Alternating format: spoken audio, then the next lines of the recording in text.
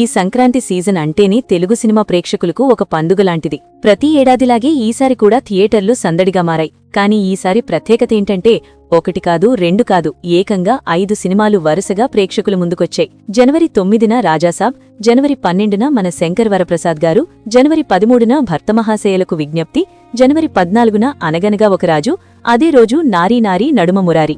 ఈ 5 సినిమాలు ఒకే సంక్రాంతి సీజన్లో బరిలోకి దిగడమంటే నిజంగా అరుదైన విషయం. అందులోనూ ప్రతి సినిమా ఒకదానికొకటి పూర్తిగా భిన్నమైన జానర్లో ఉండడం వల్ల ప్రేక్షకుడికి ఎంపికలు ఎక్కువగా లభించాయి. మొదటగా జనవరి 9న వచ్చిన రాజాసాబ్తో సంక్రాంతి రేస్ మొదలైంది. ప్రభాస్ లాంటి పాన్ ఇండియా స్టార్ నటించిన సినిమా కావడంతో భారీ అంచనాలే ఉండేవి.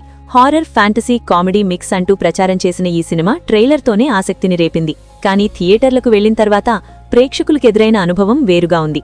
కొన్ని సీన్లు అర్థం కాకపోవడం, కొన్ని చోట్ల కథ కట్టయిపోయినట్టు అనిపించడం, ప్రభాస్ ఫ్యాన్స్ ఎదురుచూసిన కొన్ని హైలైట్ మూమెంట్స్ మిస్ కావడం వల్ల మొదటి రోజు నుంచే మిక్స్డ్ టాక్ వచ్చింది.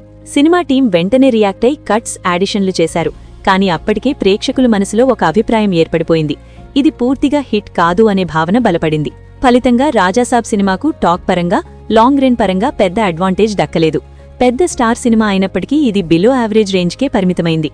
రాజాసాబ్తో మొదలైన సంక్రాంతి రేస్కు అసలు ఊపు తెచ్చింది జనవరి 12న వచ్చిన మన శంకర్ వరప్రసాద్ గారి సినిమా.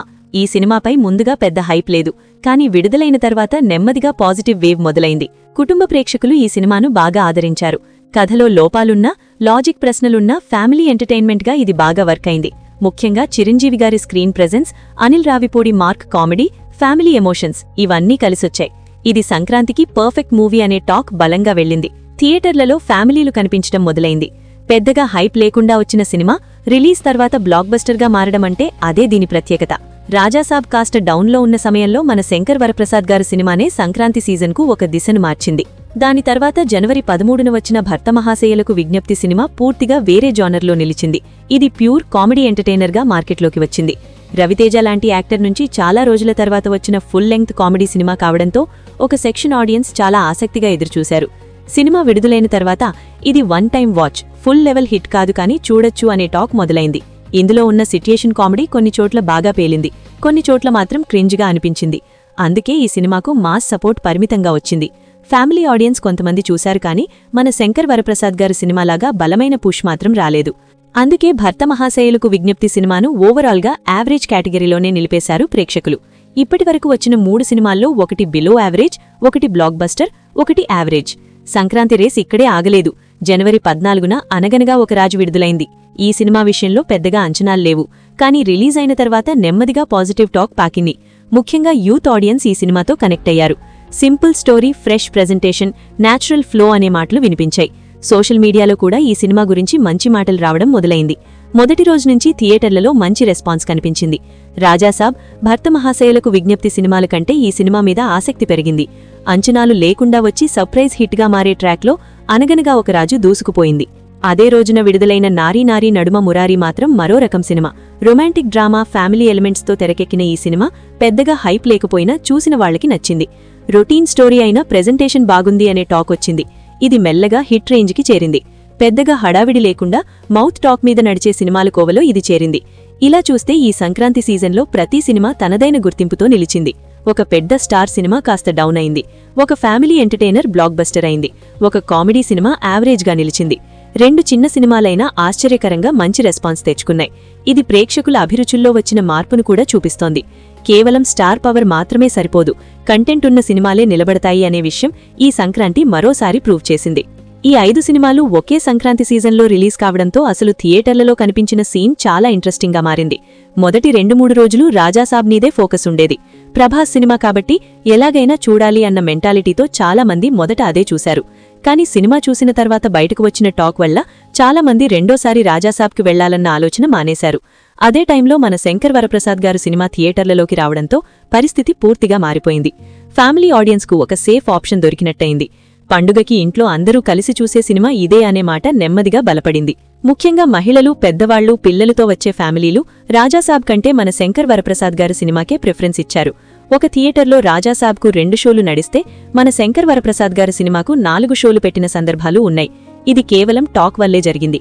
ఇక్కడే తేలిపోయింది ఈ సంక్రాంతి విన్నర్ ఫ్యామిలీ ఆడియన్స్ చేతిలోనే ఉంటుంది అని. ఆ ఫ్యామిలీ ఆడియన్స్ ను పూర్తిగా క్యాప్చర్ చేసిన సినిమా మన శంకర్ వరప్రసాద్ గారు.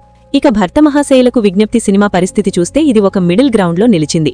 రాజాసాబ్ చూసి డిసప్పాయింట్ అయిన కొంతమంది, మన శంకర్ వరప్రసాద్ గారు సినిమా చూసి ఇంకో కొత్త సినిమా చూద్దాం అనుకున్న వాళ్లు ఈ సినిమాకు వెళ్లారు. ముఖ్యంగా యూత్ అండ్ ఫ్రెండ్స్ గ్రూప్స్ ఈ సినిమాను ఎంచుకున్నారు. కామెడీ ఉందన్న టాక్ వల్ల చాలా మంది థియేటర్కు వెళ్లారు. కానీ సినిమా అయిపోయాక పర్లేదు ఒకసారి చూడొచ్చు అన్న ఫీలింగ్తో బయటికి వచ్చారు. అంటే ఇది ఎవరినీ చాలా ఎక్కువగా ఇంప్రెస్ చేయలేదు, కానీ ఎవరినీ పూర్తిగా నిరాశపరచలేదు కూడా. అందుకే ఈ సినిమాకు యావరేజ్ స్టేటస్లోని నిలిచింది. అసలు టర్నింగ్ పాయింట్ జనవరి 14న వచ్చింది. అనగనగా ఒక రాజు, నారీ నారీ నడుమ మురారి రెండూ ఒకే రోజు వచ్చాయి. ఈ రెండూ చిన్న సినిమాలే, పెద్ద స్టార్ పవర్ లేదు. కానీ వీటికున్న అడ్వాంటేజ్ ఏంటంటే అప్పటికే పెద్ద సినిమాల టాక్ బయటకొచ్చేసింది. రాజాసాబ్ మీద హైప్ తగ్గిపోయింది. మన శంకర్ వరప్రసాద్ గారు సినిమా చూసిన వాళ్లు ఇంకో కొత్త సినిమా ట్రై చేద్దాం అనే మూడ్లో ఉన్నారు. అదే సమయంలో సోషల్ మీడియాలో అనగనగా ఒక రాజు గురించి పాజిటివ్ రివ్యూలు కనిపించాయి. Simple, feel good movie, bore కొట్టదు, ఫ్రెష్గా ఉంది అన్న మాటలు యూత్లో బాగా పాకాయి. ఫలితంగా కాలేజ్ స్టూడెంట్స్, యంగ్ కపుల్స్ ఈ సినిమాను ఎంచుకోవడం మొదలుపెట్టారు. నారీ నారీ నడుమ మురారి కూడా ఇదే తరహాలో ఒక వర్గాన్ని ఆకట్టుకుంది. ఇది పూర్తిగా ఫ్యామిలీ డ్రామా టచ్తో ఉండడంతో పెద్దవాళ్లకు నచ్చింది. పాత తరహా కథే అయినా క్లీన్గా ఉంది అన్న టాక్ వచ్చింది. అందుకే ఈ సినిమా ఒక సెక్షన్ ఆడియన్స్ ట్రై చేసింది. ఇక్కడ గమనించాల్సిన విషయం ఏంటంటే ఈ రెండు సినిమాలు ఒకదానితో ఒకటి పోటీ పడలేదు. అనగనగా ఒక రాజు యూత్ను టార్గెట్ చేసింది. నారీ నారీ నడుమ మురారి ఫ్యామిలీ లవ్ స్టోరీ ఇష్టపడే వాళ్లను టార్గెట్ చేసింది.